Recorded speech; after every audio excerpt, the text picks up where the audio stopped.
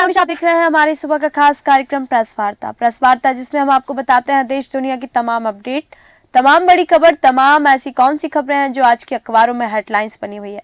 हमारे साथ विभिन्न राज्यों से हमारे मेहमान जुड़ते हैं। हमारे साथ उत्तर प्रदेश से जुड़ चुकी हैं सुनीता जी, हमारे साथ हिमाचल प्रदेश से जुड़ चुकी है, उत्तर प्रदेश से ज्ञानेश जी हमारे साथ जुड़ चुके हैं, उत्तराखंड से सुंदर बहादुर जी हमारे साथ जुड़ चुके हैं। आप सभी मेहमानों का बहुत बहुत स्वागत है हमारे खास कार्यक्रम प्रेस वार्ता में। हम सीधे आपको ले चलेंगे उत्तराखंड की ओर। सुंदर बहादुर जी, उत्तराखंड की तमाम बड़ी अपडेट, तमाम बड़ी खबर हमारे दर्शकों को बताएं।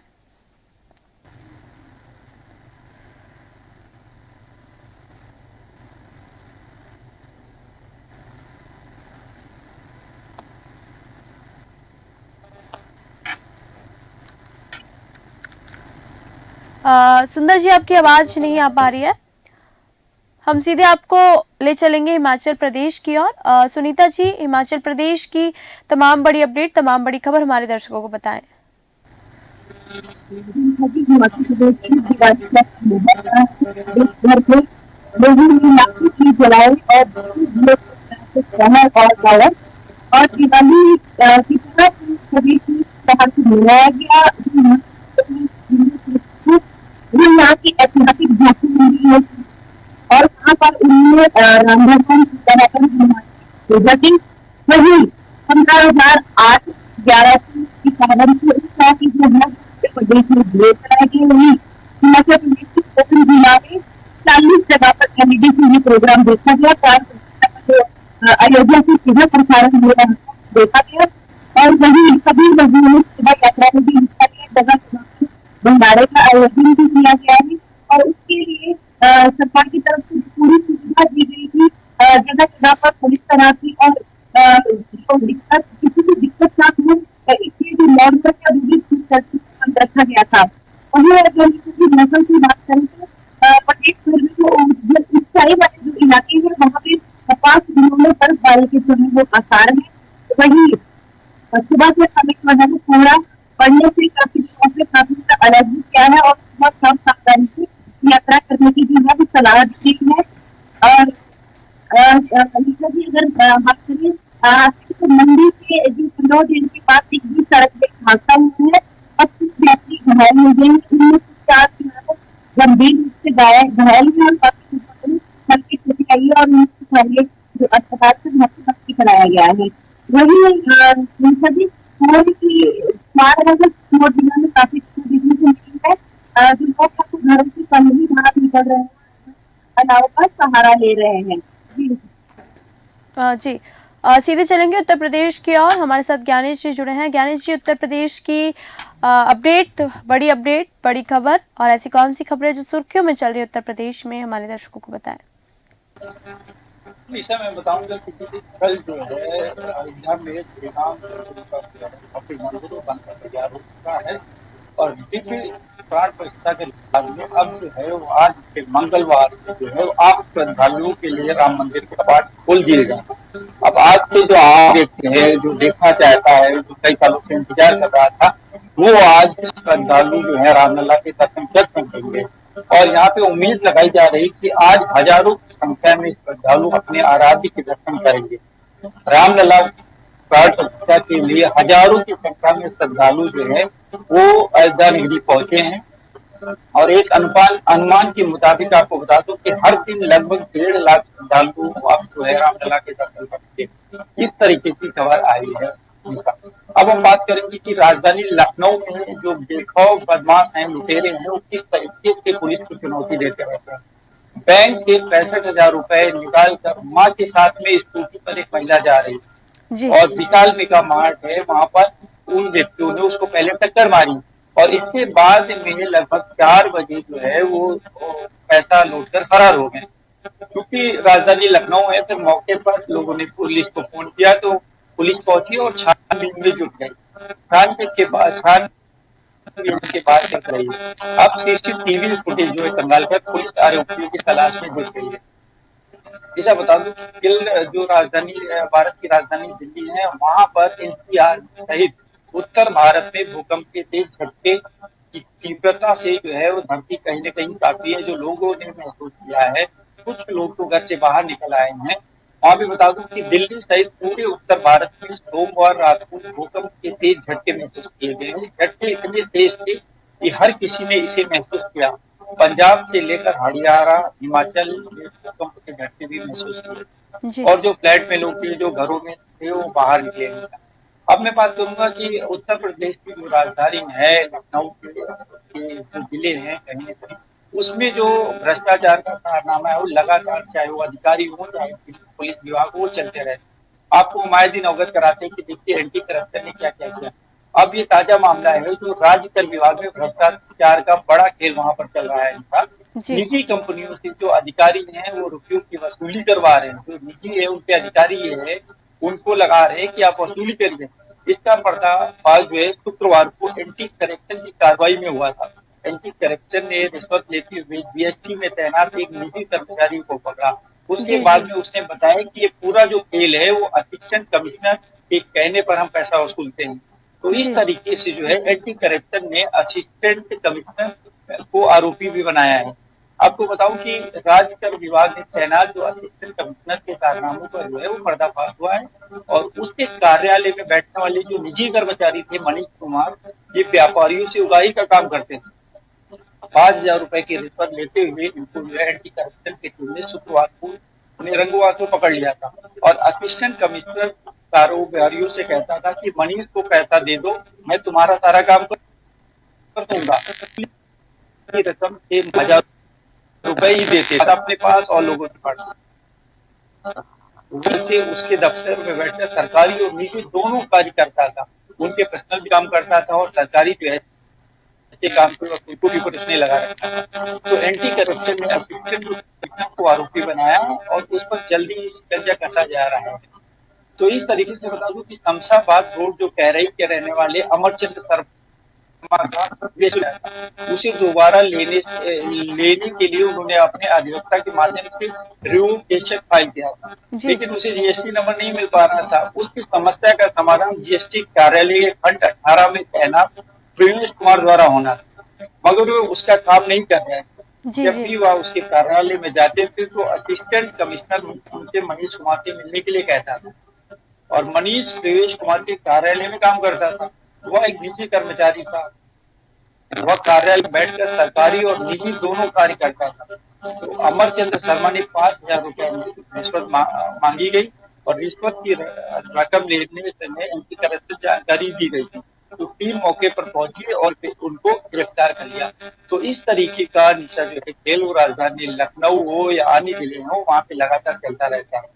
जी अब हम बात करेंगे जिसका पुलिस विभाग उत्तर प्रदेश में पुलिस विभाग की पुलिस विभाग ने जो फर्जी मुकदमा लिखा हुआ था करोड़ों की जमीन को लेकर उसमें बताऊं कि पुलिस ने ऐसे बेगुनाह परिवार की जिंदगी तबाह की थी। उसमें निरीक्षक से लेकर सिपाही तक पूरे मामले में शामिल थे। जो करोड़ों की जमीन पर कब्जे के लिए बेगुनाह परिवार फर्जी की कोई कसर इन लोगों ने नहीं छोड़ी थी। चाहे वो अवैध शराब के लिए परिवार पर फर्जी मुकदमा लिखवाने के लिए खेल निरीक्षक से लेकर सिपाही तक सब उसमें संलिप्त थे। तो आगरा में जो मामला है निशा करोड़ों की जमीन पर कब्जा कराने की था जिसमें खाकी है, खादी है और बिल्डर से आबकारी जो निरीक्षक है वो सिपाहियों तक गठजोड़ था उसमें। जी फर्जी मुकदमे में जो जगदीशपुरा का तत्कालीन थानाध्यक्ष वो तो अब सलाखों के पीछे जा चुके हैं। लेकिन जो आबकारी निरीक्षक हैं त्रिभुवन सिंह और 6 सिपाहियों के विरुद्ध जो है पुलिस व प्रशासन ने एफआईआर अभी तक नहीं दर्ज कराई है। तो जी 5 निर्दोषों को झूठे मुकदमे में फंसाकर जेल भिजवाने की पटकथा में पहले मुकदमे में पुलिस ने पुरुषों को जेल भेजा। दूसरे मुकदमे में आबकारी निरीक्षक संतोष सिंह ने महिलाओं को जेल भेज दिया। इसलिए जो अलग अलग विभाग था उसने अपना अलग अलग रोल निभाया और जो निर्दोष थे उनको फर्जी पेपरों के तहत बनाकर महिलाओं को जेल भेजा, पुरुषों को जेल भेजा। तो इसकी जब शिकायत डीजीपी को की गई तो पुलिस ने आयुक्त की जांच में तत्कालीन जो थानाध्यक्ष जितेंद्र कुमार व बिल्डर कमर चौधरी सहित 18 लोगों पर डकैती की गंभीर धाराओं में मुकदमा दर्ज, जी जी परंतु आबकारी अधिनियम के तहत की गई कार्रवाई भी फर्जी निकली। जब उसकी जांच हुई तो वहां भी निकला कि फर्जी है। तो आबकारी आयुक्त ने निरीक्षक त्रिभुवन सिंह को निलंबित कर दिया है। आबकारी प्रधान आरक्षी अजीत सिंह, जितेंद्र कुमार और राहुल कुमार के अलावा महिला आरक्षी डाली कुमारी, रचना पाटिल निलंबित हो गई, लेकिन किसी के विरुद्ध एफआईआर तक दर्ज नहीं हुई। अब तो ये है जो अधिकारी का मनबड़ा रवैया कि उन्होंने निलंबित कर दिया, लेकिन ऐसे में जब आप संलिप्त पाए जाते हो तो उस पर कार्रवाई होनी चाहिए, आपको भी बिल्कुल। जेल के पीछे जाना चाहिए। तो उनको कहीं न कहीं बचाने का काम जो उनके ही अधिकारी कर रहे हैं। आपको बताऊं कि आबकारी विभाग जो है बरामद दिखाई गई 51 बोतल चंडीगढ़ मार्का की अंग्रेजी शराब और विभिन्न ब्रांड के ढक्कन कहाँ से आए, इसकी जांच अभी तक नहीं हुई।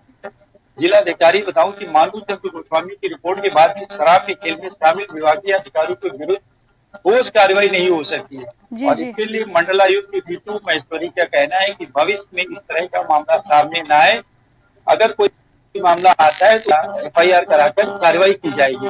अब इसी में बताऊं कि एक जो है सांसद है, उन्होंने भी इस मामले में चिट्ठी जो है वो लिखी है योगी आदित्यनाथ को। जो जी जी। सांसद हैं फतेहपुर सीकरी के सांसद राजकुमार चार ने एक खुलासा किया है। उन्होंने पूरा मामला बताया कि भोजला में करोड़ों के रुपए की जमीन पर कब्जे के मामले में police commissioner doctor Jitendra Singh पर तबादले की गाज गिर चुकी है।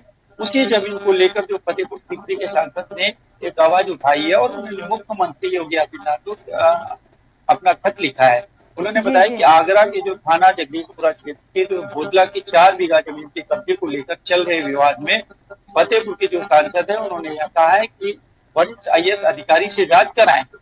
उनका कहना है कि करीब 35 साल से जमीन को कब्जाने के लिए नए नए प्रयास किए जा रहे थे। जी जी। ऐसा प्रतीत हो रहा है कि जमीन का जो असली मालिक है वो कोई है ही नहीं है, कोई वारिस ही नहीं है। तो ऐसे में इस जमीन को मुख्यमंत्री आवास योजना के आवास बनाकर आवंटित कर दिए थे। जी चार ने मुख्यमंत्री को भेजे पत्र में यह भी कहा है कि भोजला की 4 बीघा जमीन को कब्जाने के लिए भू माफियाओं ने साजिश की तहत पुलिस से मिलकर गरीब चौकीदार और उसके परिवार को जेल भेजा है। इसके मामले में जो डीजीपी तक पहुंचा है मामला, तब कहीं जाकर बिल्डर, दरोगा और रेस्टोरेंट संचालक सहित अन्य पर केस दर्ज हुआ है। जी। तो इस मामले को बताऊं कि हाल में जो नवागत पीपी ने इस मामले को दरोगा को भी जेल भेज दिया है और प्रकरण के जो गंभीर जो मामले हैं उसमें शामिल रहे सभी दोषियों को जेल भेजा जाना चाहिए। जी तो इसको लेकर कहीं न कहीं देखिए ऐसे मामले में अब ऐसे मामले उजागर होते हैं तब जाके कहीं ऐसे जो भ्रष्ट अधिकारी है वो जेल जाते हैं। उसके बाद भी कुछ लोगों के उनके ही अधिकारी मेहरबान रहते हैं जो कार्य निलंबित तो कर देते हैं लेकिन उनको जेल भेजने का काम नहीं किया जाता। जी। इसे हम बात करेंगे कि राजधानी लखनऊ में ठंड का जो कहर है वो लगातार जारी है। दिन में सूर्य की किरणें नहीं दिखाई दे रही है और लगातार जो है अपने घरों लोग अलाव जला रहे हैं, हीटर जला के साफ करिए। कहीं न कहीं रात का टेम्परेचर अगर हम देखें तो उसमें 7-8 डिग्री रहता है, लेकिन दिन में देखें तो यही 14 और 15 होता है। जी तो कहीं न कहीं राजधानी में लखनऊ में अभी नहीं लग रहा है कि मौसम साफ रहेगा। इसके लिए बता दूं कि जो डीएम है सूर्यपाल गंगवार, उन्होंने एक एडवाइजरी भी जारी की है। उन्होंने कहा है कि लगातार जो सर्दी बढ़ रही है, ठंडक बढ़ रही है, उसके लिए डीएम ने आदेश किया है कि स्कूलों के लिए डीएम की ओर से जारी किए गए आदेश के मुताबिक मौसम विभाग जो है पूर्वानुमान को देखते हुए सभी सरकारी, गैर सरकारी और प्राइवेट स्कूलों में नर्सरी से कक्षा 12 तक की क्लास को ऑनलाइन मोड में संचालित करने की एडवाइजरी जारी की।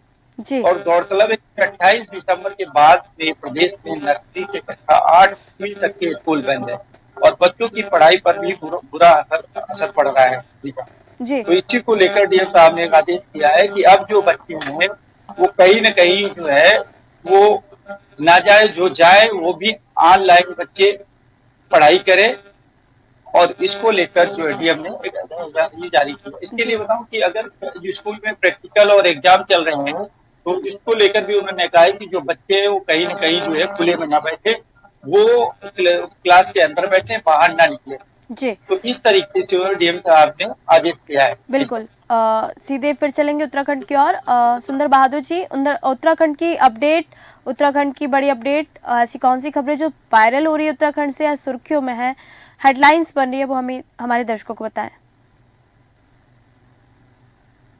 देखिए निशा जी, उत्तराखंड में राम जन्मोत्सव के कार्यक्रम के दौरान पूरे उत्तराखंड के अंदर दिन में होली, रात में दिवाली, उत्तराखंड के हर तीज त्योहार की तरह जलाए गए दीप। और बताते हैं कि उत्तराखंड के हरिद्वार में मुख्यमंत्री हर की पैड़ी पर पहुंचे जहां उन्होंने गंगा पूजा कर दीप या वहीं बात करें तो प्रत्येक मंदिर हरिद्वार से लेकर उत्तराखंड के हर एक जिले में 13 के 13 जिलों में बद्रीनाथ हो या केदारनाथ हो या आपका इधर पूर्णागिरी मंदिर हो या उधर गुलजी महाराज का मंदिर हो, देवीधुरा माँ बराई मंदिर हो, आपकी बात करें तो घटोकक्ष हो, गुलजू मंदिर हो, प्रत्येक मंदिरों में जो है कि एक भव्य आरती का आयोजन किया गया, भंडारा किया गया और प्रसाद वितरण किया गया और साथ ही शाम के वक्त दीप प्रज्वलन का कार्यक्रम इसमें किया गया है।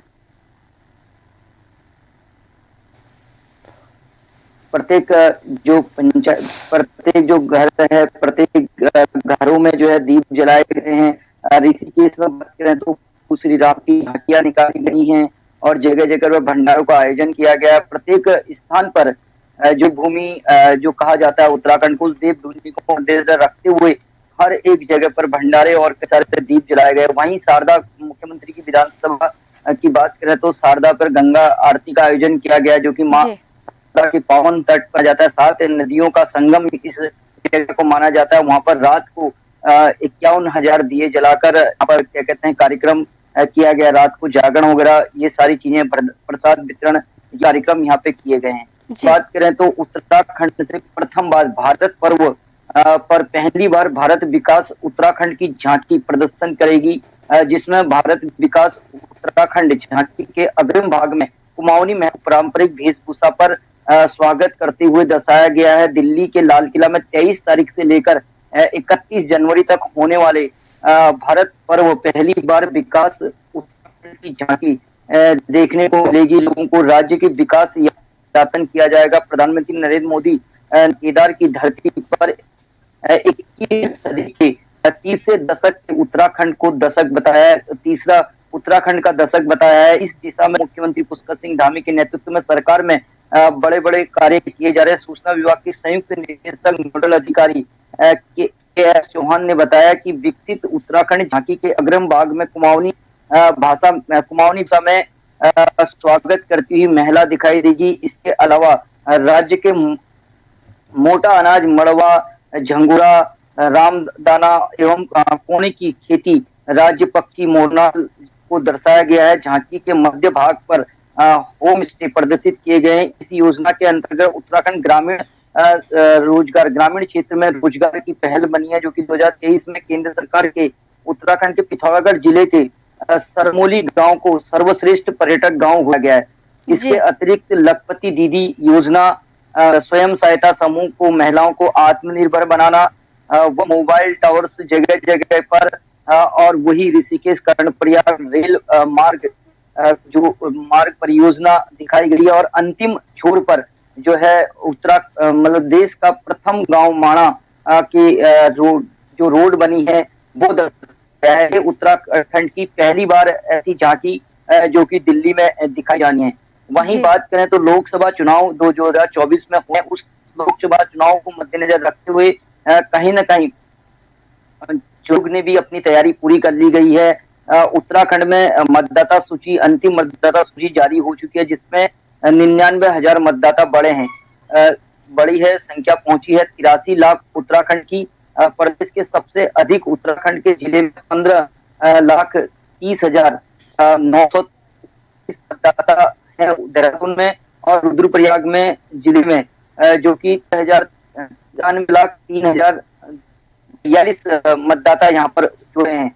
तो कहीं न कहीं बात करें तो उत्तराखंड में जो सूची है वो तैयार हो चुकी है। उत्तराखंड के 2024 के लिए पूरी तरीके से तैयारी कर ली गई है जो चुनाव आयोग द्वारा। वहीं बात राजनीतिक की बात करें तो कांग्रेस कहीं न कहीं यहाँ पर अपनी कमर कसती नजर आ रही है। कांग्रेस के जो प्रदेश अध्यक्ष है उन्होंने कहा कि 2024 के लोकसभा चुनाव के लिए कांग्रेस के पास बहुत सारे मुद्दे हैं, जिन मुद्दों पर कांग्रेस चुनाव लड़ेगी और 26 तारीख को कांग्रेस उत्तराखंड के मुद्दों पर बात करेगी और 26 तारीख को पहुंचेगी। कमेटी के जो चयन करता है वो देहरादून पहुंचे। जो कांग्रेस के पास मुद्दे हैं, करण महाराज ने जो मुद्दे बताए हैं वो है बेरोजगारी, महंगाई, अग्निवीर भर्ती और कहीं न कहीं अंकिता हत्याकांड को भी कांग्रेस एक तरफ से राजनीतिक अखाड़ा बनाने का प्रयास करेगी 2024 के। और उन्होंने कहा कि हम 5 सीटों पर चुनाव, 5 सीटों को हम कहीं न कहीं मजबूत दिखाए, क्योंकि बीजेपी सरकार उत्तराखंड में बेरोजगारी और महंगाई और क्या कहते हैं कहीं न कहीं बेटी बचाओ बेटी पढ़ाओ अभियान को भी उन्होंने घेरने की कोशिश की। और इसके साथ उन्होंने सबसे बड़ी बात जो मुद्दा बनाया है वो अंकिता हत्याकांड, उत्तराखंड की हत्याकांड को एक बड़ा मुद्दा बनाने का जो उन्होंने बात कही है कि आज तक अंकिता को न्याय नहीं मिला, ये बात उन्होंने कही है। जी।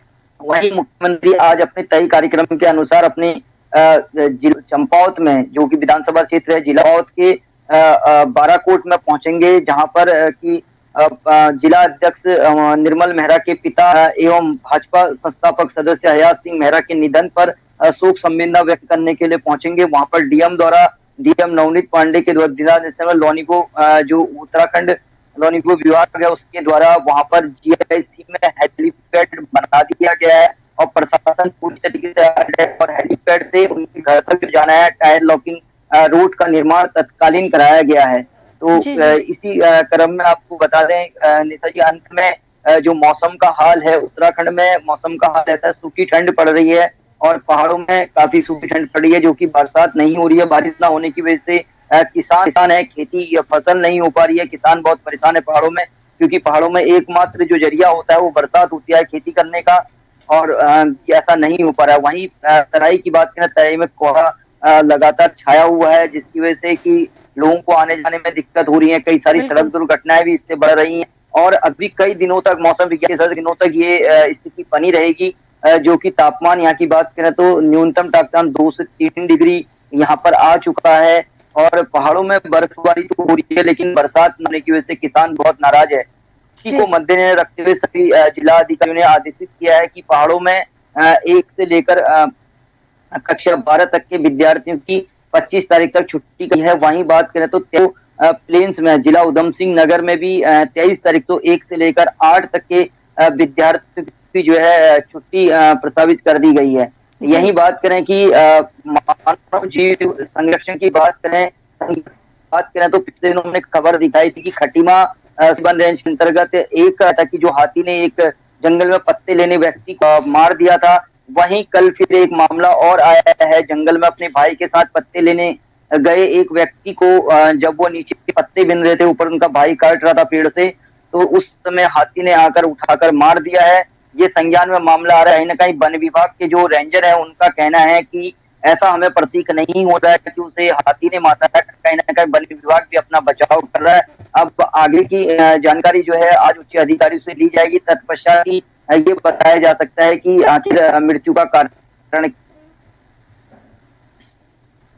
जी बहुत बहुत धन्यवाद सुंदर बहादुर जी आपका उत्तराखंड की तमाम बड़ी अपडेट देने के लिए हमारे दर्शकों को।